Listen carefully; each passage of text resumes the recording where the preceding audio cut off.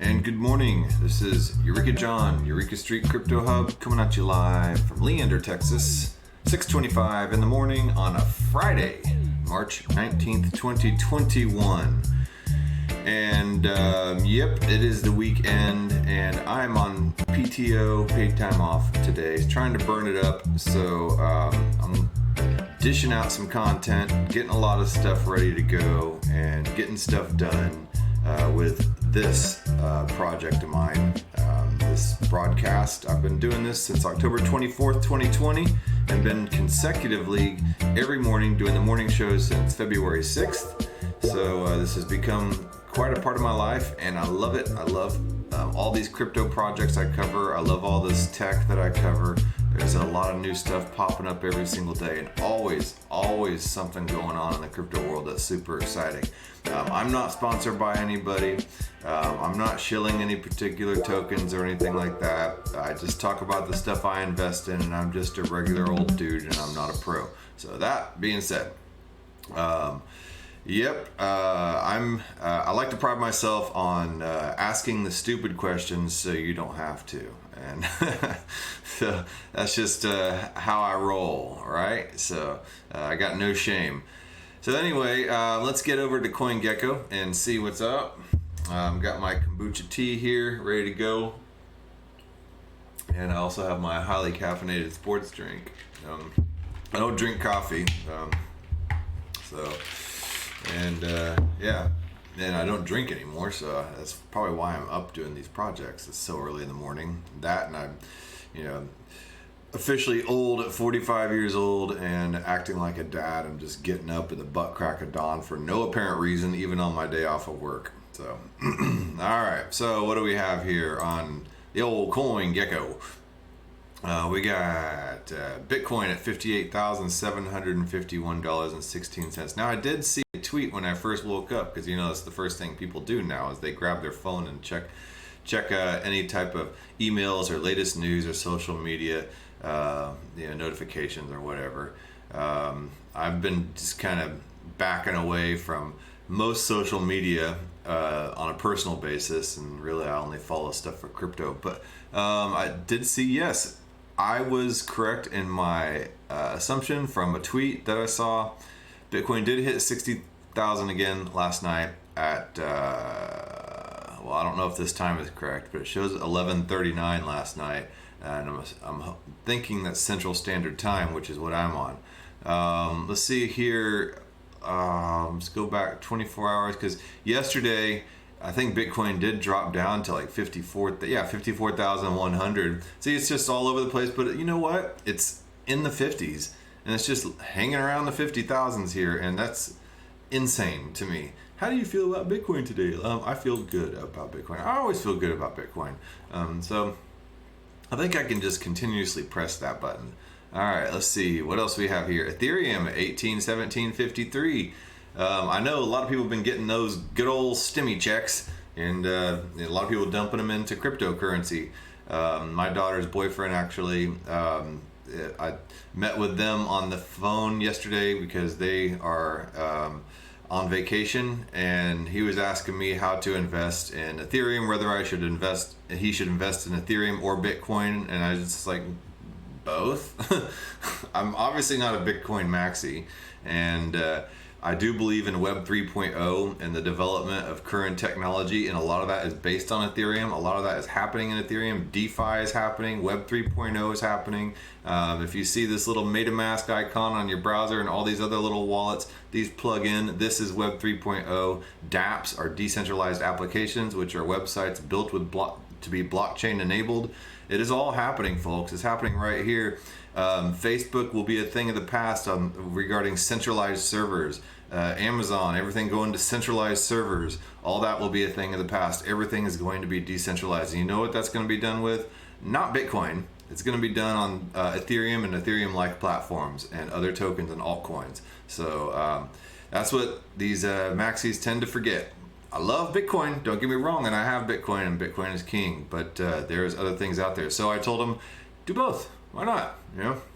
I think really good things are going to be happening with Ethereum here in the very near future, especially now that they have this EIP 1559 rolling out, that London hard fork, and a lot of other developments going on with Ethereum. So yeah, keep your eyes open. I think we're going to see some big movements from 1817 to possibly even 3000 very soon. So who knows? But I don't make price predictions. It's not what I do. I'm not a technical analyst guy. I'm not a graph guy. I'm just some dude. And I'm not even barely a news analyst. I'm not a news analyst. I just look at this stuff every day, and I'm starting to see patterns. And yeah. Binance Coin 268.53. Binance and Cardano have been fighting tooth and nail for this number 3 spot. It's been interesting to watch. Binance Smart Chain, of course, is kind of the MetaMask copy right there, and it's another little wallet.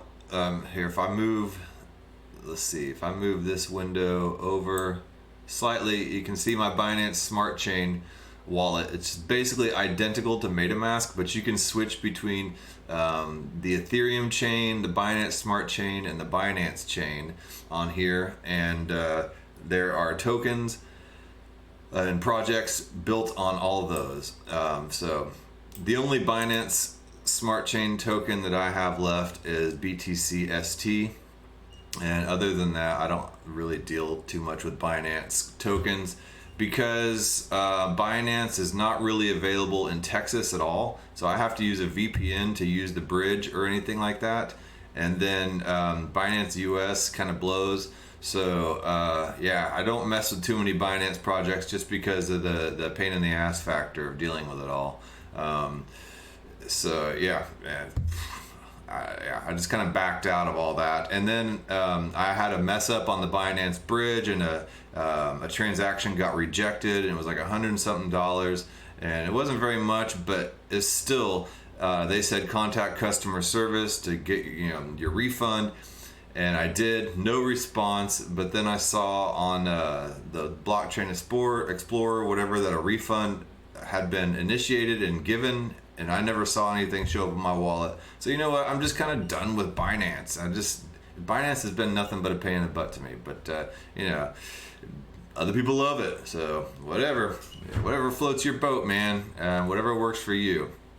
So Cardano, got a lot of stuff going on with Cardano and going for it. A lot of people took their profits yesterday. It went up to $1.40 something. Now it went back down to like $1.18 maybe. I don't know. Now it's up at $1.26.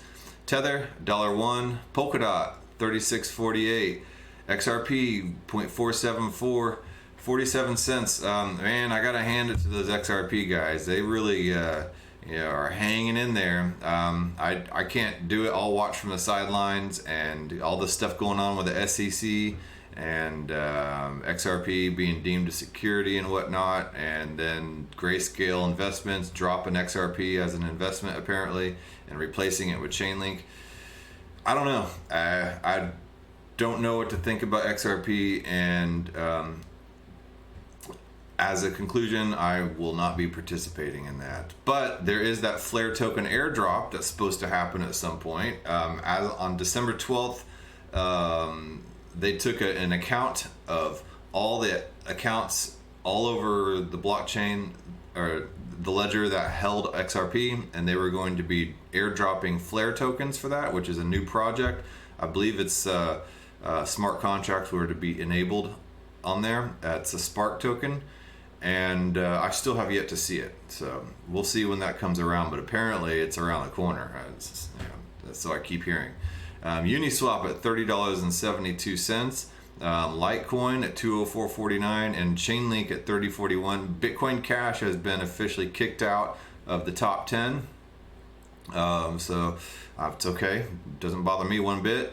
USD coin at $1. It's a stable coin. Stellar 40 cents. Theta Network creeping on up here, $8.90, just right on the heels of Stellar. I would love to see Theta go up into the top 10. It's definitely one of my pet projects and favorites. So I'm all about that Theta. I would love to see it get way up here in the top 5. So Yeah, I do have a nice bag of Theta. I believe in the project they're doing. I'm broadcasting on Theta Network right now through Theta TV. And they have their Theta Edge nodes where you can earn T fuel. I mean, it's just, there's smart contracts enabled. You can mint your own tokens on there. It's an NFT platform. It's lightning fast. It's really cheap. It can do everything Ethereum does, plus some with the video streaming and the nodes. So, yeah, Theta is a win-win-win-win-win project. I mean, and they're partnering with they have validator nodes like Sony and Google and Samsung and rumors of Apple, who knows, and then some other very big, large companies are validator nodes. So yeah, nothing but good things coming for Theta, and Theta 3.0 will be out shortly, I believe in this next month. So man, better bag up right while you can, man. Not financial advice, just common sense. So what else we got here? All right, so Cosmos at 23. Aave, VeChain has actually been doing pretty well. It's at 8 cents. For the longest time, it was just sitting at 2 cents. So all right, right on for that. Aave at 373.68. Okay, come on, I want you to do something, Aave. But the problem is it's so expensive right now because of the Ethereum gas fees. So anytime I've tried to do anything on Aave recently, it's just been more money than it's worth doing anything on. And that goes with all Ethereum-based DeFi platforms. Something has to be done, and they are working on that with the Ethereum 2.0. Hedera Hashgraph down here has been doing very well lately as well at 35 cents. It did get up, I believe, in the mid-40s. Now it's back here, kind of retraced a little bit before it does a little something else again. Okay, so what is this? Ecomi up 310% in the past 7 days. I've never heard of this, but let's take a quick little look here and see what's up with this. OMI token. Huh. Who knows? Ecomi's mission is to create the world's best platform to purchase, protect, and collect premium licensed digital collectibles using distributed ledger. Okay, so is this like NFT?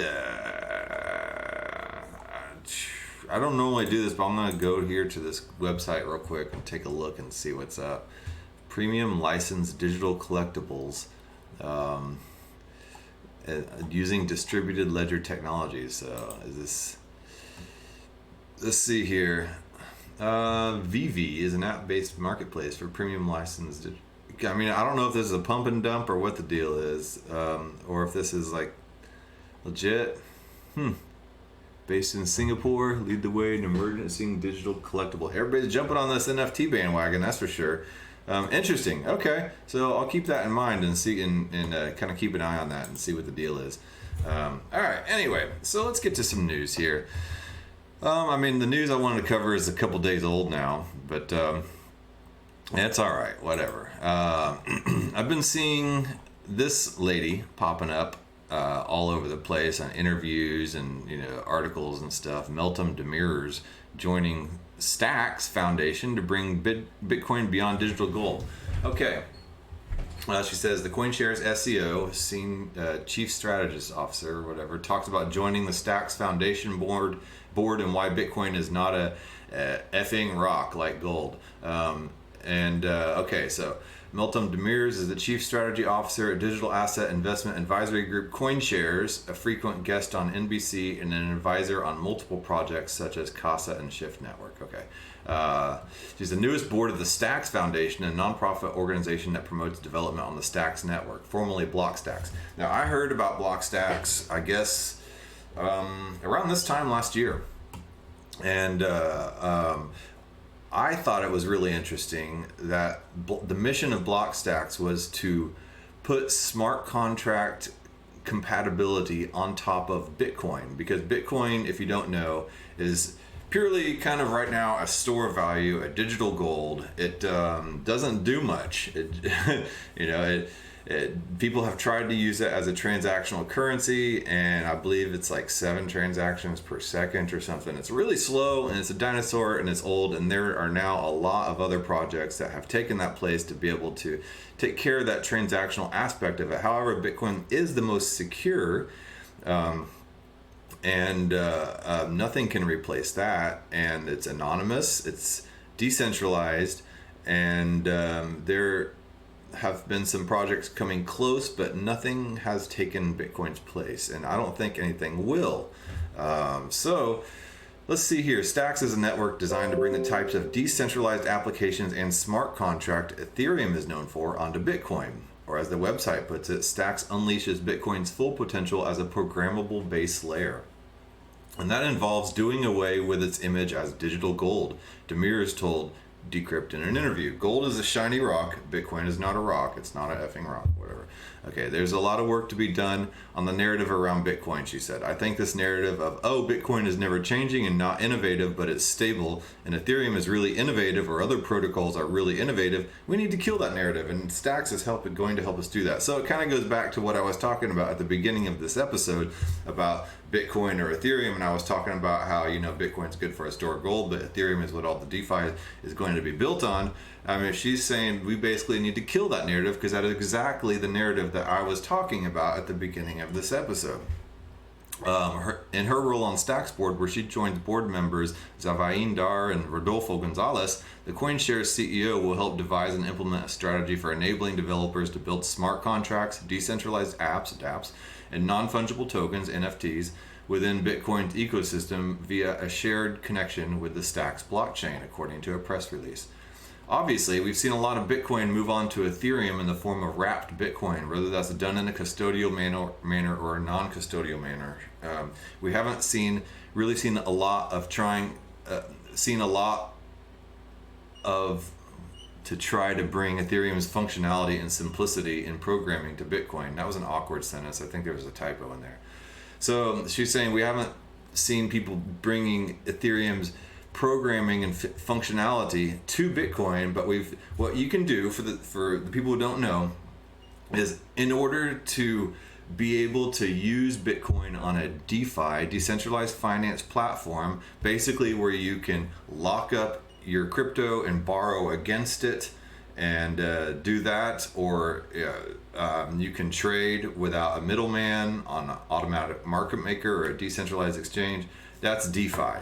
Okay, so what people are doing is they're using an Ethereum-based DeFi platform to wrap up that Bitcoin, in a sense, in code, and move it over to the Ethereum platform to where it can be locked away and borrowed against.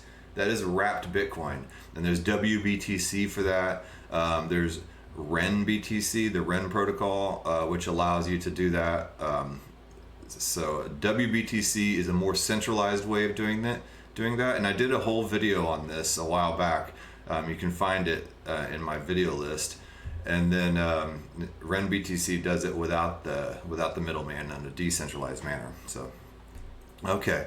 So that's what she's trying to do, is to spearhead the effort to help bring DeFi onto Bitcoin, and that's what Blockstacks is doing as well. So let's just take a quick look at where she's coming from, CoinShares, and why she's wanting to spearhead this effort. CoinShares here, pioneers in digital asset investing. So CoinShares is basically kind of a professional investment advisor services, professional solutions for digital asset investors, but not from you and me, of course. I mean, not my piddly little, amount that I would be investing. This is the big boys and girls.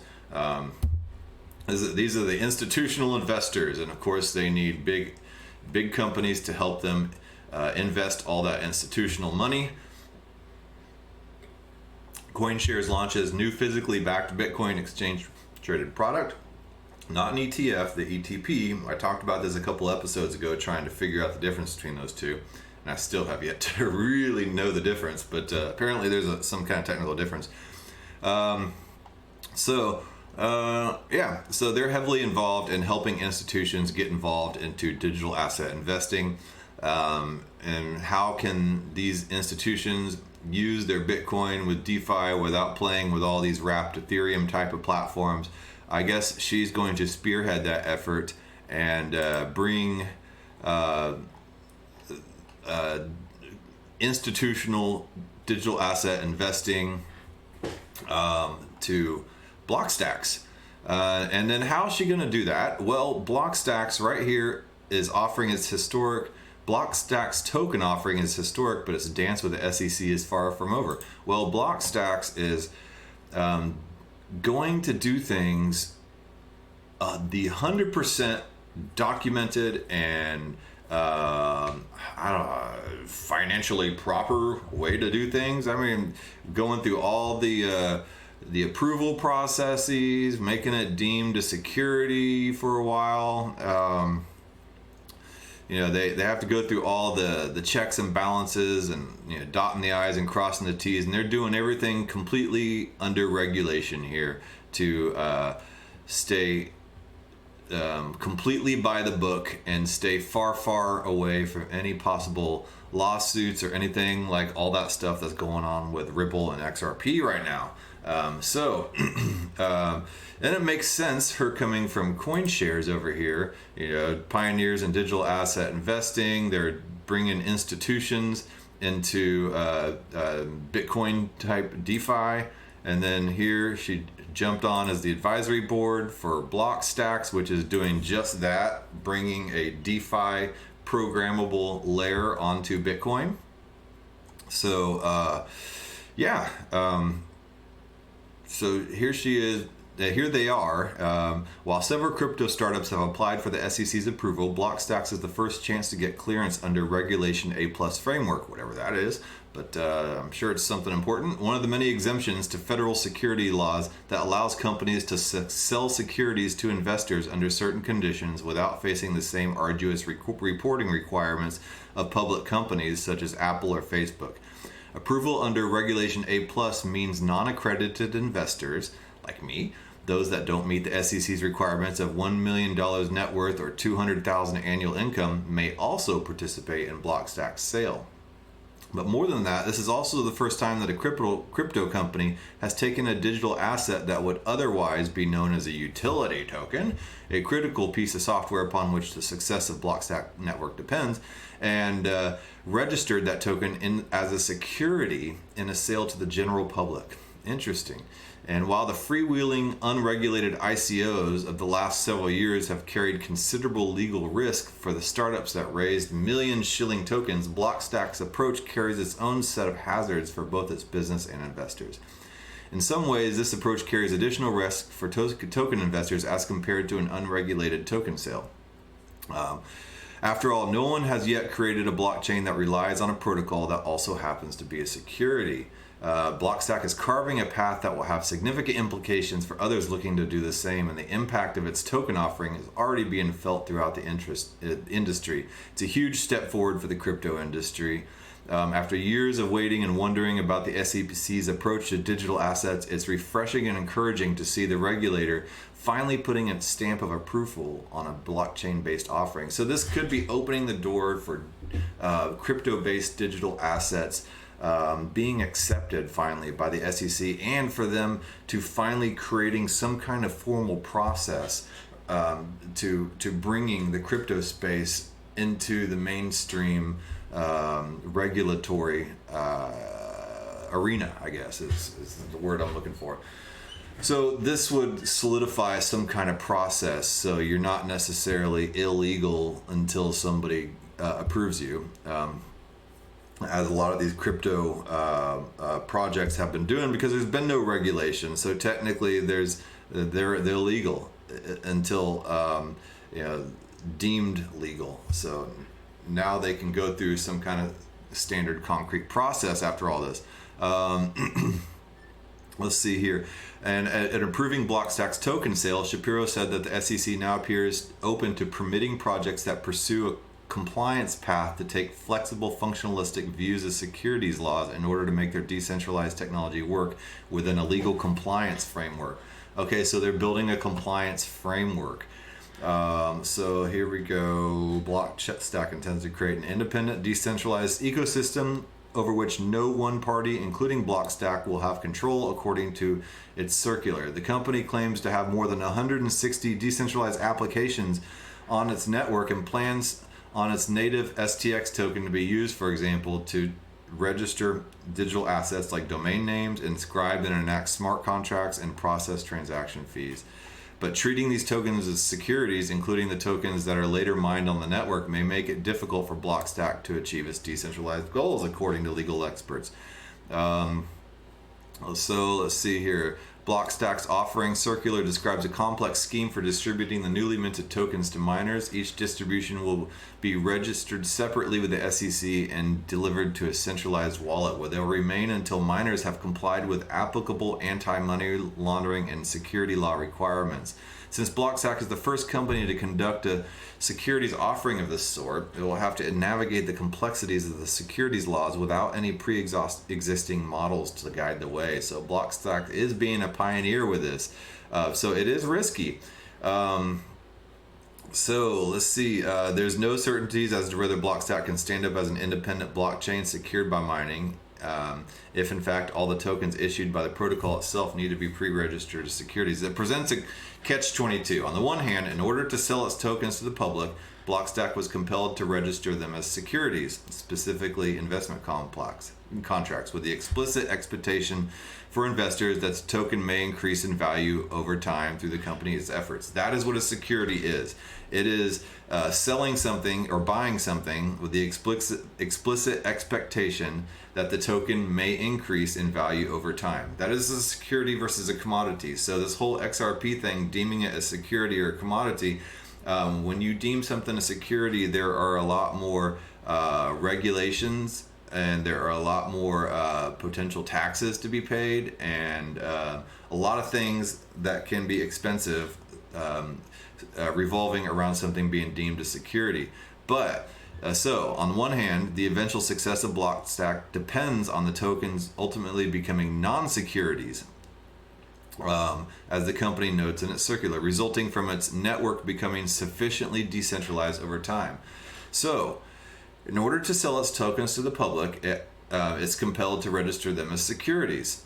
So people would want to buy it, knowing that it may increase in value. But on the other hand, the eventual success of the Blockstack network depends on its tokens becoming non-securities, resulting from its network becoming sufficiently decentralized. So you want a decentralized network, but you want people to buy the tokens in order to get it kickstarted. So it's kind of this catch-22. Which one are you going to have happen first? And by treating the token as a security, Blockstack is drawn into an almost impossible metaphysical dilemma, said Lewis. When does its token morph into a non-security due to its network being sufficiently decentralized? So a non-security is a commodity. It's just a utility token. Let's see here. Let me give this person a little opening day crate. Stick. Thank you for watching.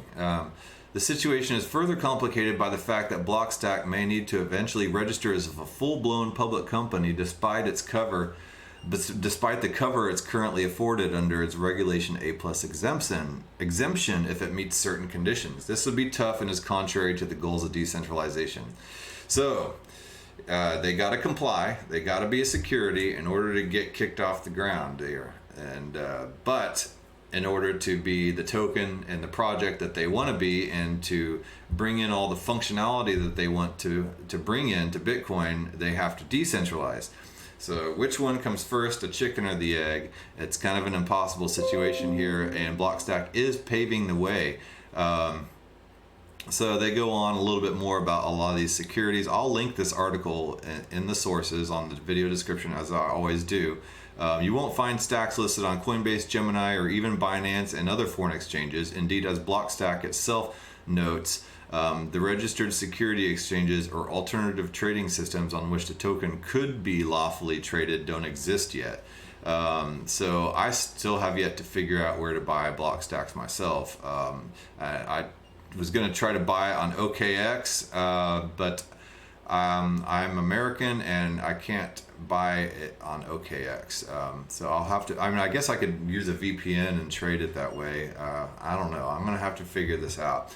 Indeed, if Blockstacks successfully manages to overcome the various regulatory hurdles that remain in its path, there's no guarantee that its Stacks token will be a success. In the end, there's nothing magical about issuing a security on a blockchain. Stacks will succeed or fail based on its quality, just like any other asset, which is a good point. Okay, so let's take a quick look at Stacks for those who don't know. Blockstacks is a better internet built on Bitcoin. So as I've mentioned before, Bitcoin does not have smart contract programmability. It's based on I think it's based on C++. I think I'm not a developer or a coder, so I don't know. But apparently the base code does not have this function built into the code.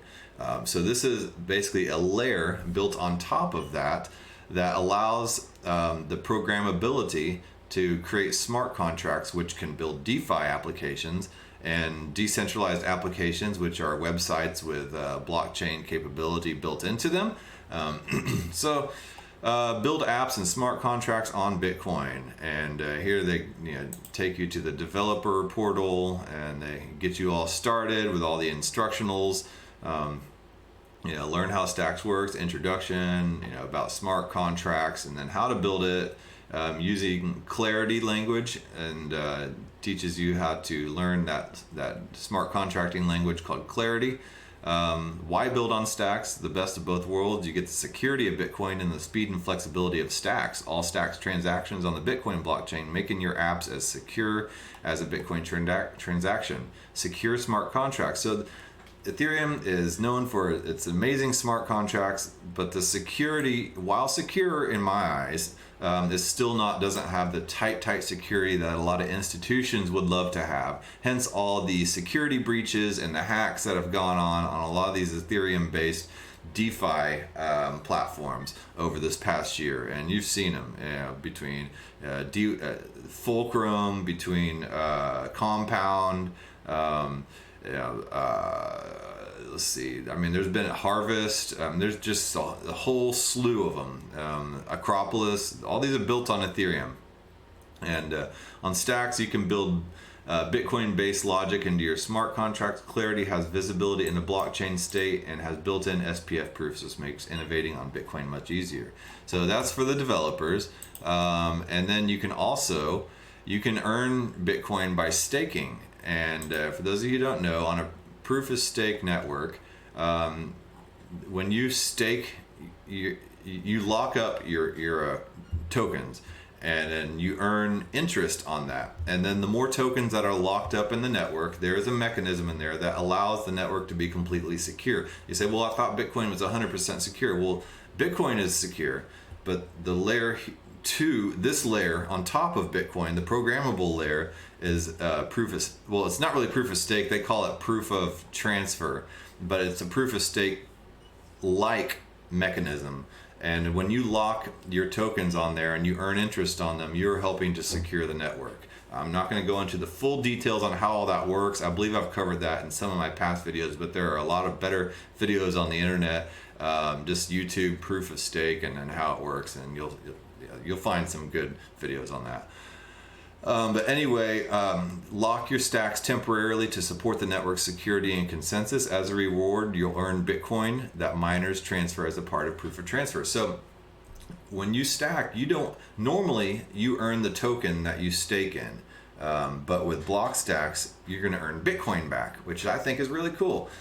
So you're not earning some weird token, based on some weird proof of stake mechanism. You're earning Bitcoin back. So it's tried and true and solid. So reimagine our financial system on Bitcoin. Stacks make Bitcoin 760 billion at capital programmable. With smart contracts, build a better financial system on top of Bitcoin that's open, composable, and without intermediaries. And Clarity, the smart contracting language for safer smart contracts. Run your app's logic on the blockchain with Clarity smart contracts. Clarity is more secure and predictable languages that prevents many bugs and exploits. Perfect for high stakes code where bugs are not an option.